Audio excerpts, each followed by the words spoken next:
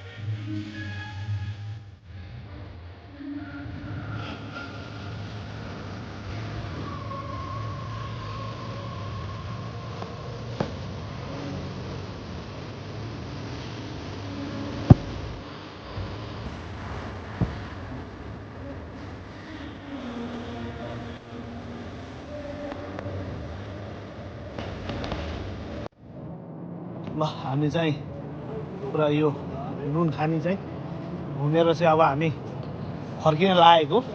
एकदमै घुम्नलाई एकदम तपाईँहरू पनि एकचोटि भिजिट गर्नु होला। रोमानिया बुकारेस्टबाट एकदमै नजिकै छ। हामी पनि मजाले घुम्यौँ, एकदम राम्रो एकदम बबा छ माछा, एकदम दामी छ। तपाईँहरू नाम सक्नुहुन्छ। अब हामी चाहिँ अब निस्किन लागेको, एकदम राम्रो छ। ज्याकेट बोकेर आउनुहोस्, एकदम चिसो छ। घुम्नलाई एकदम उपयुक्त ठाउँ छ। पहिला चाहिँ नुनखानी रहेछ, अहिले चाहिँ त्यसलाई चाहिँ नुनखानी चाहिँ अब के भएको, यो सकेको त होला नि होइन। एकदम राम्रो छ है, तपाईँहरू आउन सक्नुहुनेछ। टिकट पनि त्यति धेरै महँगो छैन, ठिकै छ होइन। एकदम राम्रो छ एकदम। यो चाहिँ यो नुनखानीकै पिक्चरहरू चाहिँ यसरी यहाँ राखिएको छ भित्तैभरि छ। यहाँ भित्तामा धेरै ठाउँ चाहिँ छैन, थोरै ठाउँमा चाहिँ यसरी अब राखिएको छ। यो सबै यहाँ भित्र भएका सबैलाई फोटो खिचेर चाहिँ यसरी यो फ्रेममा फ्रेममा भन्दा पनि अब यसरी राखिएको छ। एकदमै राम्रो छ। यो सबै यो पहिलाको चाहिँ यहाँ नुनखानीहरू यसरी यसलाई अहिले चाहिँ यो घुम्नको लागि एउटा टुरिज्म क्षेत्र बनाइएको छ।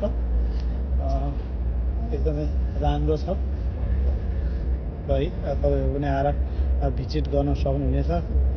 यो चाहिँ बुकारेस्टबाट एकदमै छोटो छ, हेलो सोधी, अनि एकदम नजिक छ। यो यहाँको चाहिँ पिजेस्टी भन्ने ठाउँमा हो, बुकारेस्टबाट नजिकै छ। तपाईँहरूले भिजिट गर्न सक्नुहुनेछ। तपाईँहरू त पहिला नुनखानी तपाईँले देख्न सक्नुहुनेछ यी नुनहरू। अनि तपाईँहरू चाहिँ अहिले चाहिँ नुनखानी बन्द गरिएको छ र एउटा टुरिज्म क्षेत्र बनाइएको छ। विभिन्न चाहिँ यो चाहिँ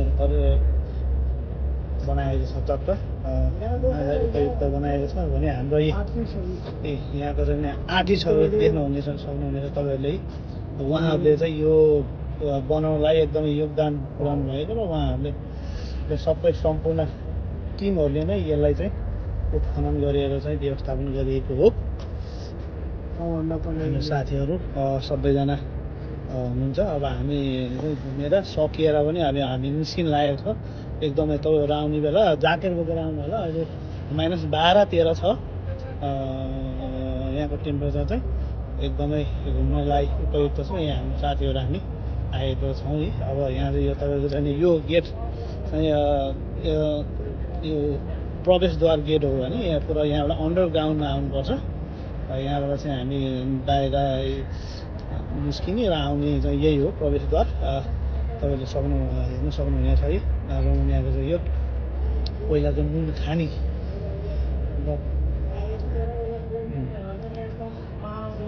एकदम दामी छ है। तपाईँहरूले देख्न सक्नुहुनेछ है। पहिलाको चाहिँ यो नुन खानी, अहिलेको चाहिँ नि रेन्डर गरेर चाहिँ यो बनाएको हो एउटा सजावटी रूपमा। है हाम्रो मार्साले नुन चाख्दै हुनुहुन्छ। कस्तो नुनिलो छ मार्सा? नुनिलो है। तपाईँले यो चाहिँ अब बाहिर निस्किने गेट र आउने गेट यो प्रवेशद्वार नै भन्नुपर्छ सुरुमा आएर। यहाँ सक्नुहुनेछ है। एकदम राम्रो हो। ल तपाईँहरू पनि भिजिट गर्न सक्नुहुनेछ। रोमानियामा बुकारेस्टमा हुनुभएको या बुकारेस्ट बाहिर हुनुभएको सम्पूर्णले चाहिँ भिजिट गर्न सक्नुहुनेछ। ल ओके, बाई बाई। हामी पनि निस्किन लागेको हाम्रो यो निस्किने प्रवेशद्वार हो। ल ओके, तपाईँहरूले पनि वेलकम टु यहाँ नुन खानी। ल ओके, बाई। ल निस्किन लागेको। ल सबैजनालाई बाई बाई है त। तपाईँहरू पनि आएर एकचोटि भिजिट गर्नु होला। Okay by. ल ह्याप्पी डे।